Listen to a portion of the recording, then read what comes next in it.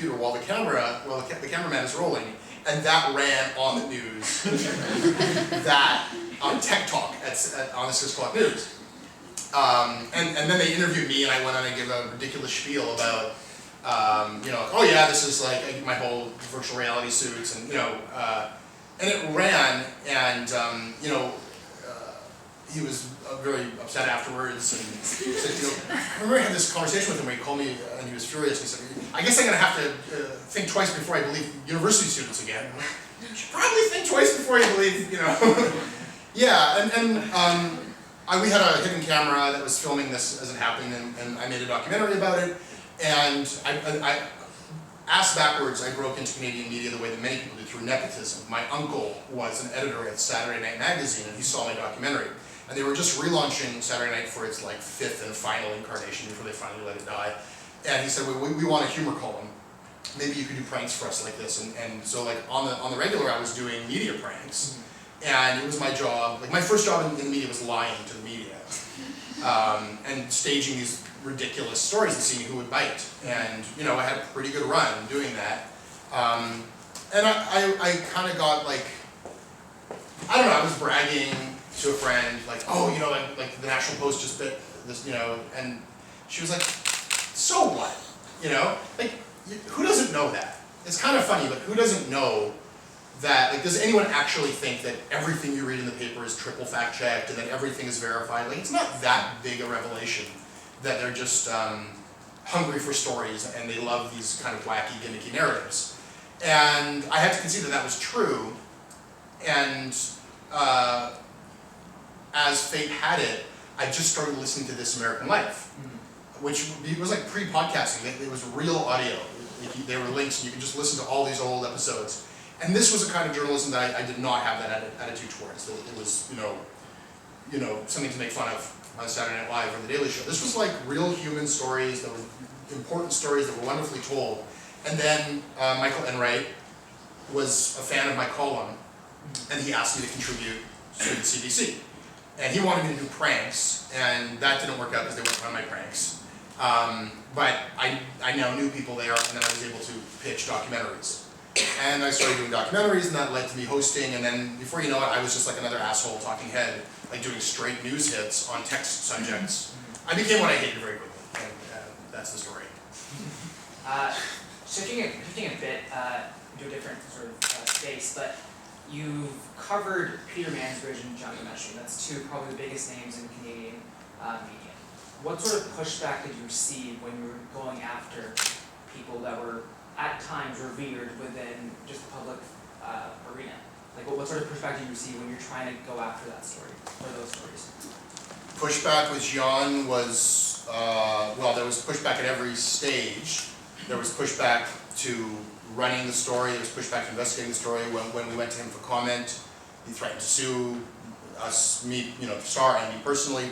He threatened through his lawyers, threatened to sue even if I continued to ask questions about the story. If Jesse Brown continues to investigate the story. At which point, the Star told me to stop investigating, and they dropped the story, which somehow gets erased from the narrative. But so there was pushback in that form.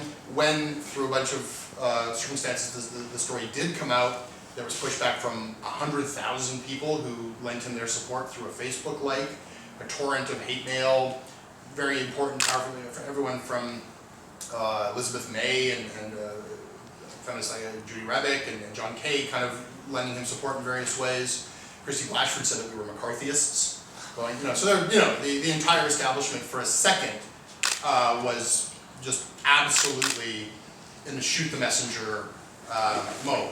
Did you feel like at that point that sort of the clout that you built up with Canadaland was sort of thinking that after that happened, or? Well, no. I don't think I had much clout, and if I did, and if I had libel insurance, errors and omission insurance, and clout, then maybe I wouldn't have gone to Toronto Star. But I felt like Canadaland was almost irrelevant in that. It was. There were, at that point, I think there were 10,000 people downloading it. This was of another scale entirely.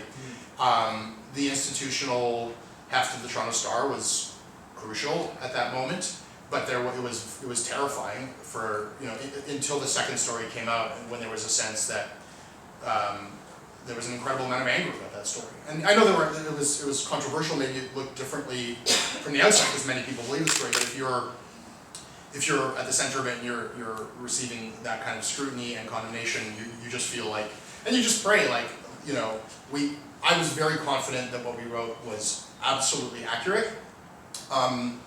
You always go through a story like that, which, you know, we did not take lightly, and I did not take lightly that this had the ability to ruin a person's reputation, so you want to make sure that there's something to it. And then when this phone started ringing and emails started coming in from other completely unrelated people with similar allegations, it's just like, okay. Like it's sort of Yeah. It was theoretical that there were many other people out there.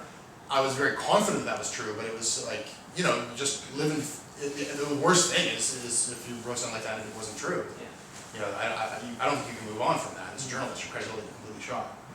So that one was the most, I guess, vulnerable I've ever felt and attacked.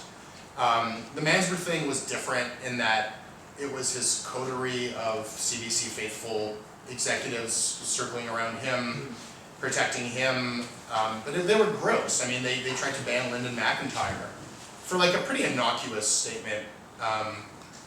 Like a fine journalist ending his career at the CBC, they tried to ban his last story from the air, and then they banned him briefly from the airwaves because he made a slight allusion to the fact that Peter Mansbridge is unpleasant to work with for some people. So there was a sense there that they you know, protect the king, and that didn't bother me.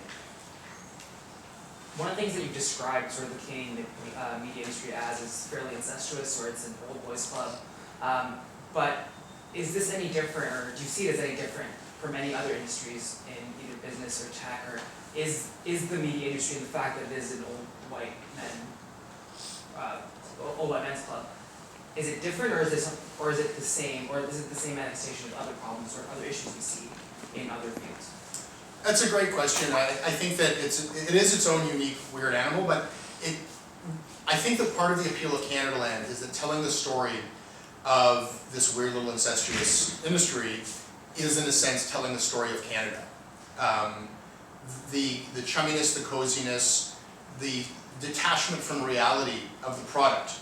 What are we putting out there? What value does it have to people versus is it artificially subsidized and supplemented, and when that happens, does it just become a bit of a high school popularity contest versus who's good? You know, who's got a scoop, who's doing good work, who's holding politicians and corporations to account. The dynamics that play out every day, some of them are very particular to the media, but I think that people are always finding tangential things that apply to what's happening in higher education in Canada, what's happening in corporate culture in Canada, what's happening in the tech world in Canada. I think there's lots of parallels that get revealed.